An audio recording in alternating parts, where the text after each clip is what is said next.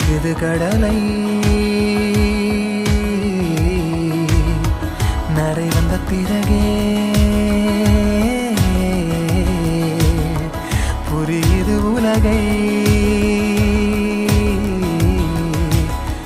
நேற்றின் இன்பங்கள் யாவும் கூடியே இன்றை இப்போதை அர்த்தமாக்குதே. இன்றின் இப்போதின்